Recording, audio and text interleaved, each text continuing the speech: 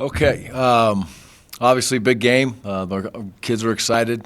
Kids on both sides will be excited. Fans are going to be excited. It's a good rivalry game.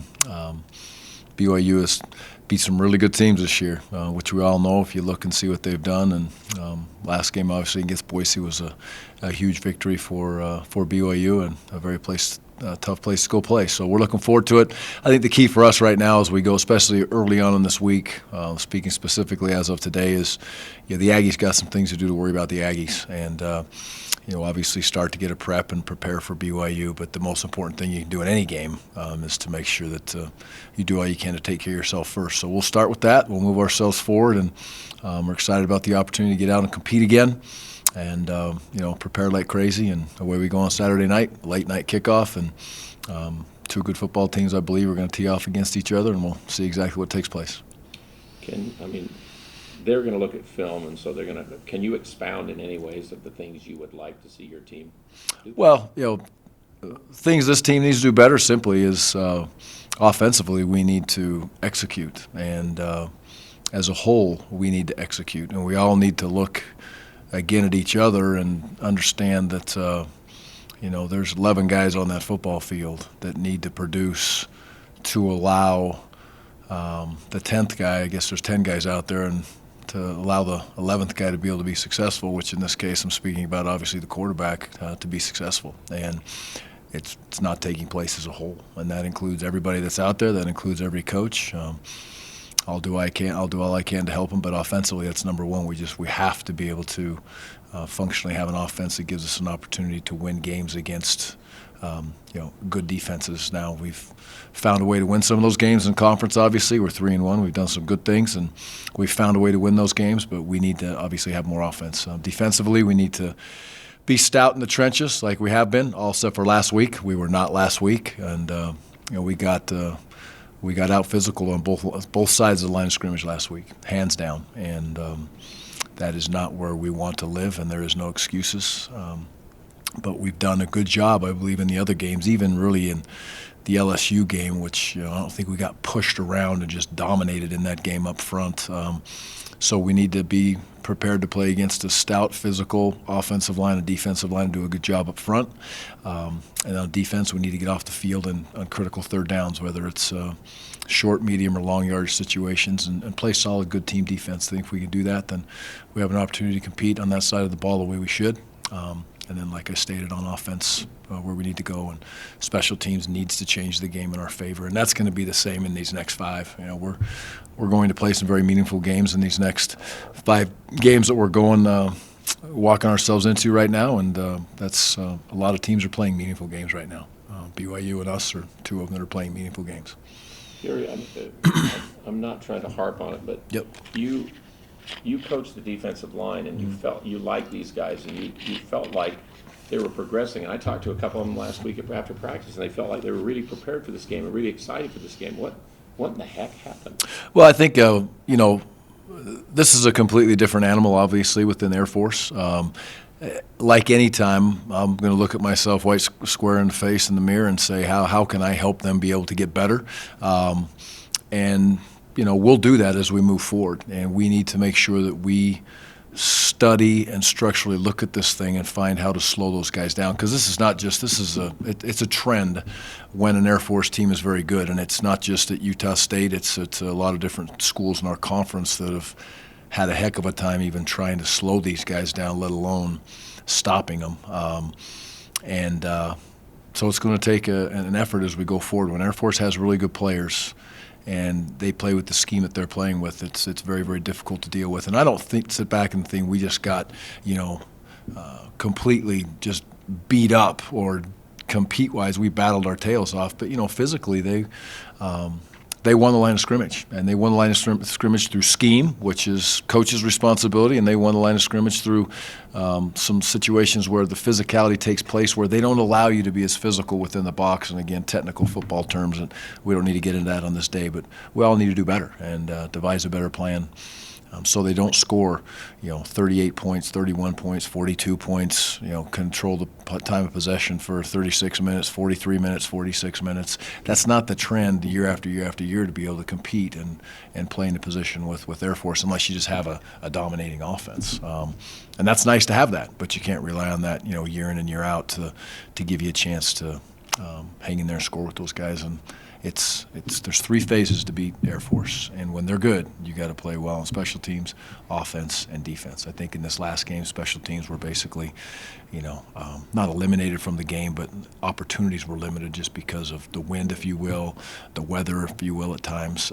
But both teams, I guess, executed and did what they had to do in special teams when they're given the opportunity. It didn't really change the game. Coach, you know Aaron Roderick pretty well. Mm-hmm. Is there any similarities from when he was at Utah? I know he's not the offensive coordinator at BYU, but is there any similarities from Utah's offense when he was there to BYU's offense and the way they're running or scheming anything?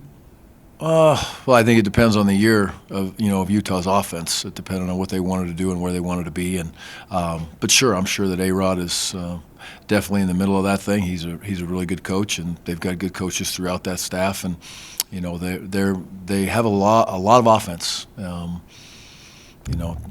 be a smash mouth team that wants to grind you and pound you, which is kind of an MO of BYU, and they got the fly sweep scenario to it. They'll break themselves out into be a spread team. So there's a lot of to prepare for, which is a good sign. It makes it a little more difficult for defense to prepare for. And as an offensive coordinator, I think, and as a head coach, I think that's a good sign when you have a lot for somebody to prepare for, and BYU does. And that usually puts you in yourself to have success on offense.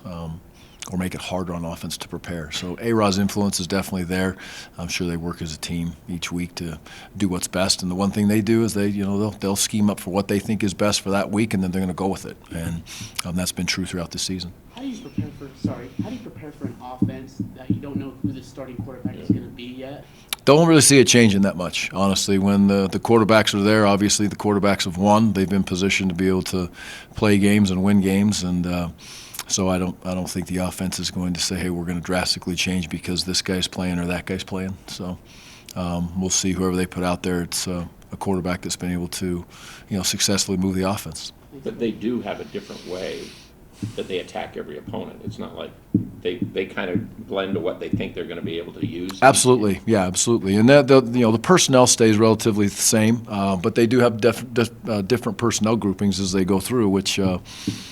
They're going to sit and try. The Boise game is a perfect example. They scored on huge plays, right? They scored on the fourth down. The great play call. Tight end's wide open. He scores. They score on a speed option. They score on the little reverse throwback to the quarterback, and that's 21 huge points in that game, and of the 28 that they were able to get, and so they did a great job of scheming to get big plays in critical situations, and.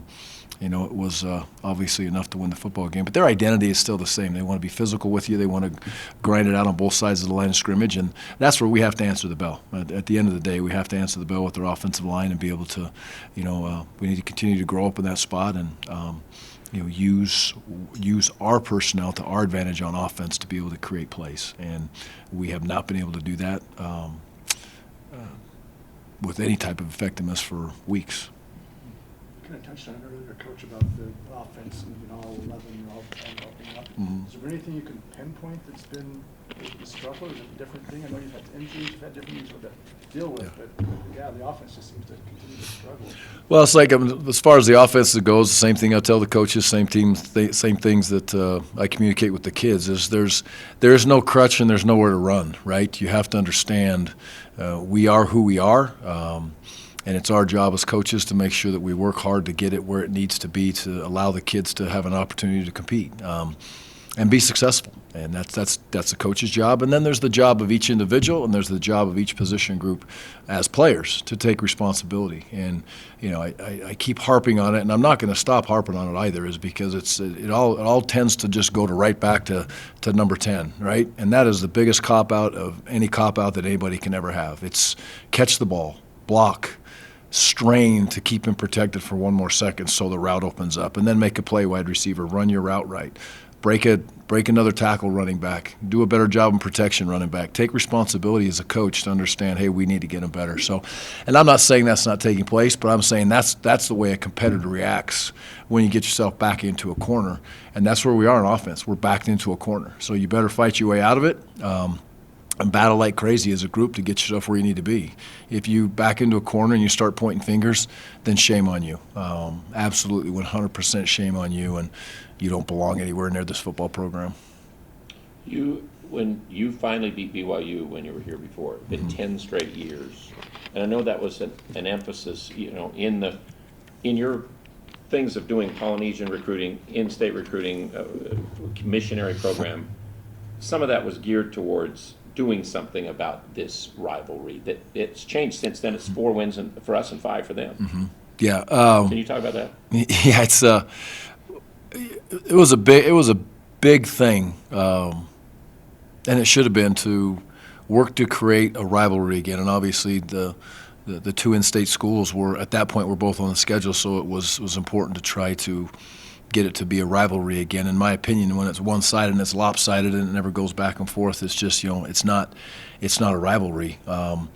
And now it's definitely a rivalry. I think the kids see it and smell it. The fans do the same. All the coaches do the same, and it's a great part of college football to be able to get to that point. But the recruiting part of it, absolutely. I mean, the staple of the foundation, not really the staple, the foundation of that recruiting plan is Ron McBride and Lavelle Edwards. That's where it all started from. And if you look at it, anybody that's had consistent success, and I'm talking consistent success year after year after year, just consistently being a really good team, has followed that plan in the state of Utah.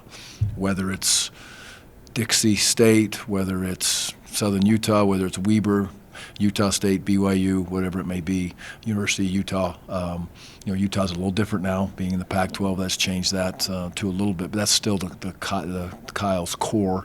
And I believe it gives you the best opportunity to not just stay within the rivalry and compete within the rivalry, but it gives you the best chance to be successful in Utah. And it gets a little heated up in recruiting there also when you get to those points when the rivalries are more contested. It gives you more chances to win some of those recruiting battles.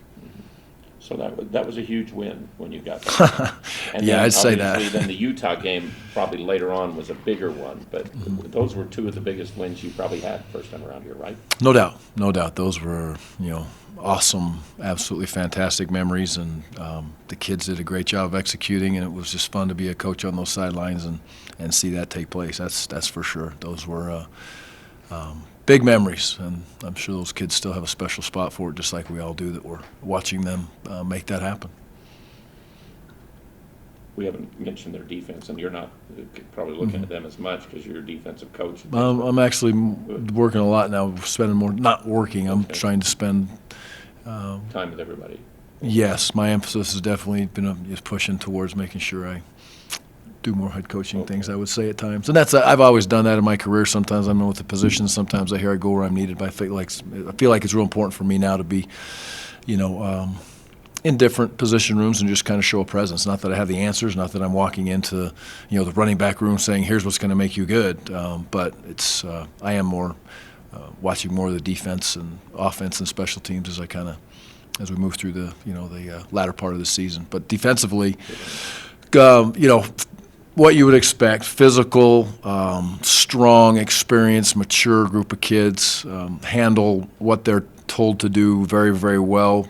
I think they work 11 strong as far as working within their zone structures and their zone drops, their run fits.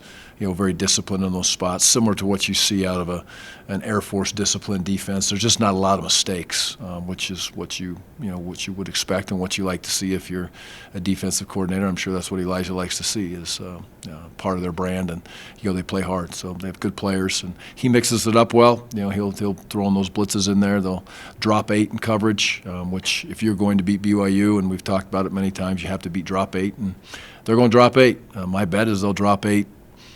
If we play 70 snaps in the game, they're going to drop 8, I don't know, 20 times probably, and you're going to have to beat it. And if you can't beat it, you have a problem. So if we play 30-some-odd snaps in the game, then they'll do it 10 times like we played last week. So hopefully that doesn't take place. They were a really poor rush defensive team. Boise still got, I think, 200 yards or pretty close running the ball, it seemed like, as I remember back.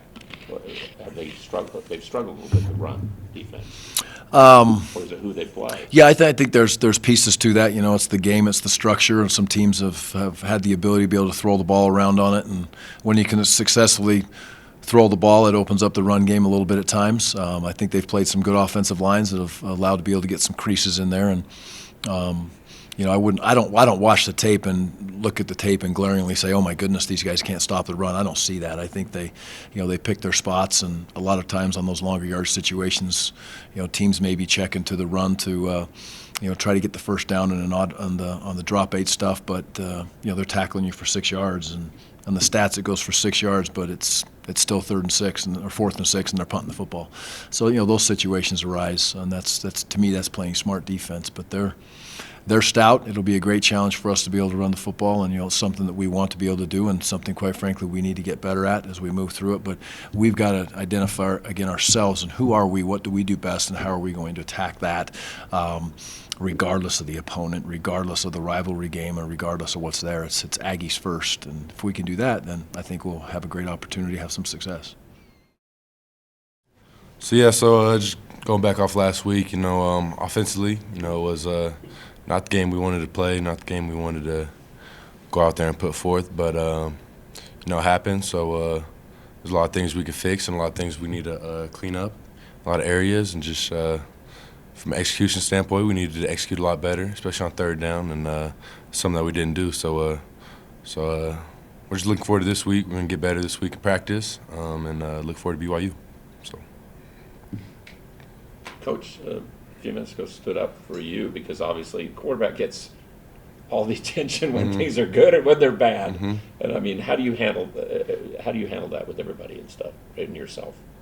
Yeah, I mean, you know, it's a lot of stuff on us when we're doing good, obviously, and then a lot when we're doing not so good, and that's where we're at right now. So the way we handle it is just we got to get better. Whether that's getting better during the week of practice or what, we just gotta find a way to just be better than what we were Saturday. So, is there just too much urgency against an Air Force when you do get the ball because they keep it so long? Do you think you press a little bit offensively, maybe? Yeah, it's tough. You know, their offense, they hold the ball for a long time. So, you know, you go 3 and out once or twice, and then offense, you're on the sideline. It's like, you know, you got to put something together and got to go out there and make plays. And I think that's what we got into a little bit, and just weren't able to get that first down early and capitalize on the turnovers that the defense got. So. Yeah.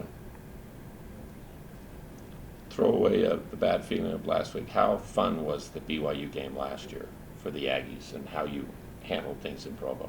Yeah, it was fun, real fun last year. You know, being able to go down there and win at their home stadium. So it was good. But I mean, obviously we're both different teams this year, so we just got to focus on what they've been doing this year and ways to attack that, and just. I know defense is going to go out there and perform this week, and we just got to go out there and do our part.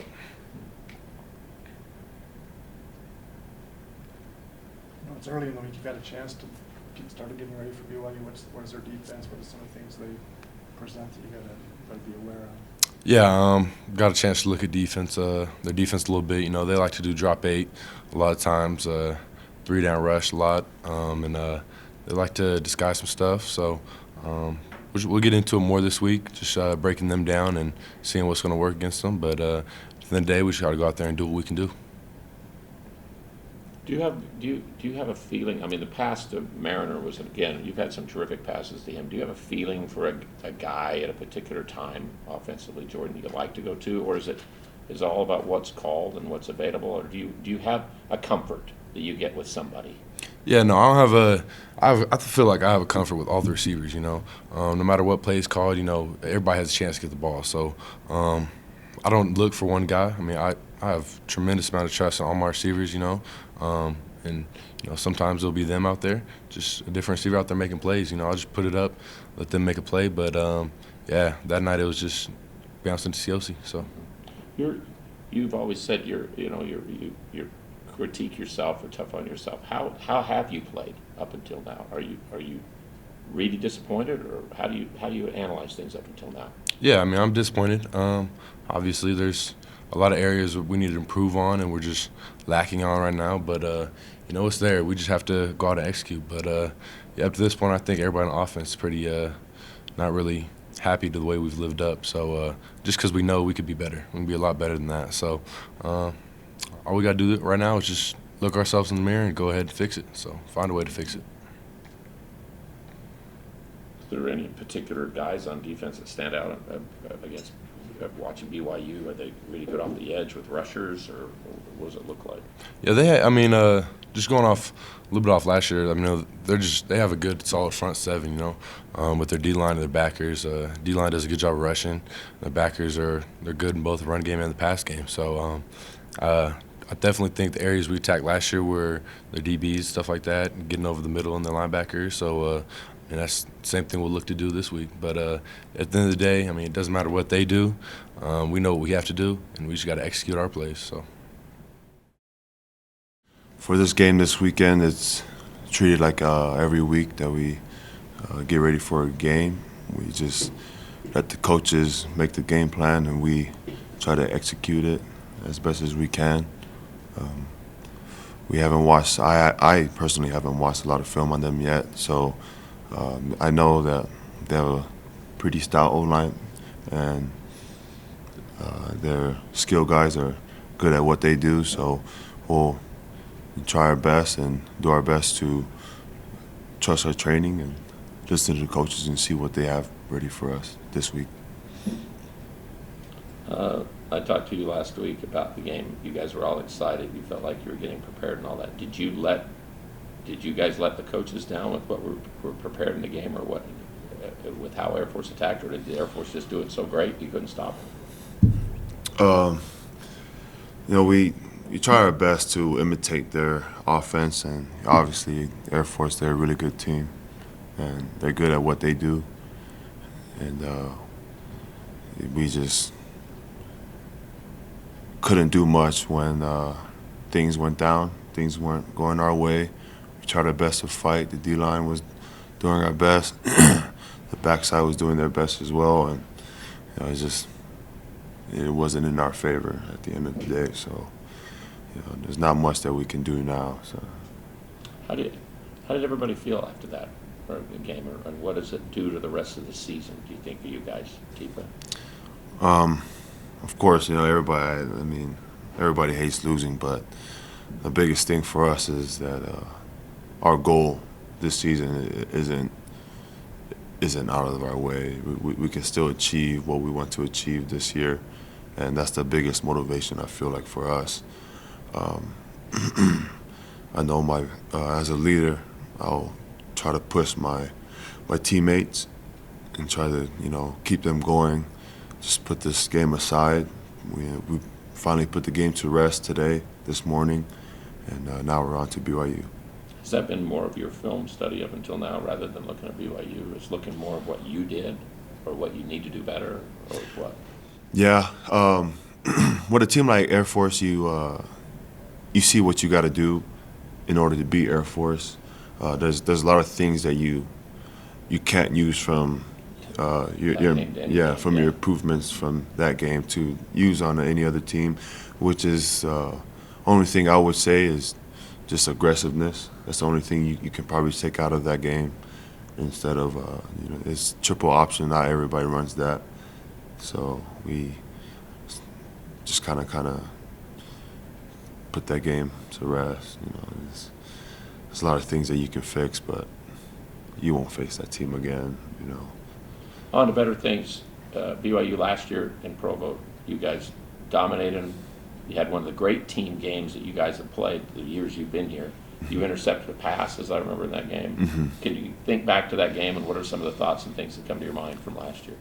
One thing that I noticed, and I remember, we went to Provo, and you're the away team.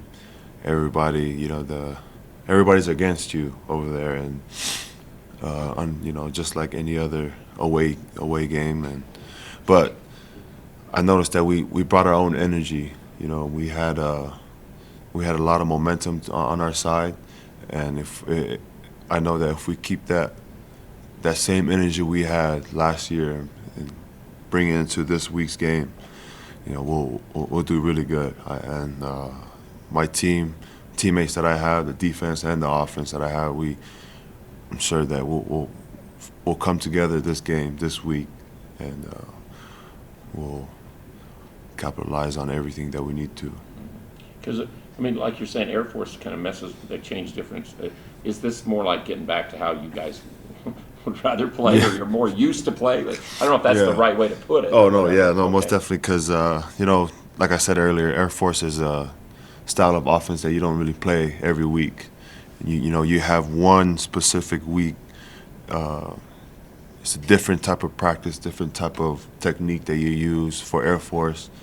And after that, we just shift our gears back to the type of offenses that we're used to going against. So the regular pro style, they have the motions and spread, so things that we're familiar with, that we've seen all year. This game's a big game for everybody, but fans really seem to get into this game. How do you guys as players, do you relate with that, or do you understand the importance of, even though it's not a conference game, it's an in-state rivalry? How does that come across to players?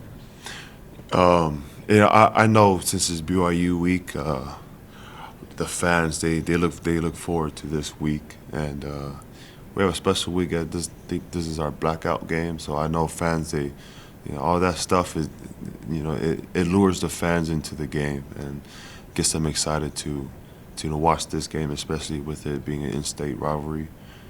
But having fans there, it most definitely helps us. It helps bring the energy that we want and that we need. So hopefully it's a good turnout, and if not, it's okay. I know it'll probably be cold. It kind of pushes people away, but I know it won't. I know for sure it won't push our energy away. We'll come in firing. Even though you're not an in-state guy, you know how important this game is to all of us who live up here. Yeah, my redshirt year, when I came here, I transferred here, and when I redshirted, I watched the game. I actually went to the game that they played against BYU, and it was crazy because I didn't expect the stadium to be full like that, and it was pretty loud, and I was like, that was the loudest I've heard it. And I was like, man, I guess this is a very important game. And then that following year, I started to play, and when I played in that game, I saw a lot of Utah State fans there, and my mom and dad were there, and they told me that it was a good turnout for the U State fans too. They packed their little section that they had for the U State fans, so it was cool. I know the quarterback is different, but their offense seems to be the same as last year. Do you go back to last year's game and watch any film on that, or is it just any games this year? I haven't really gotten into depth with film breakdown with them. Usually it's today when I would ask my position coach or Coach A which game is the best game to watch to analyze their offense and how they do and what their offensive scheme is against our defense. So I'm pretty sure that they've played a four-down defense just like us. So that's when I'll go in and ask Coach what's the best game to watch so I can get the best look of how they'll play against us. What do you remember much about their personnel? I mean, some of the guys might be back from last year's game or anything. Yeah. Any of the guys on their team, any relatives or friends or anything like that?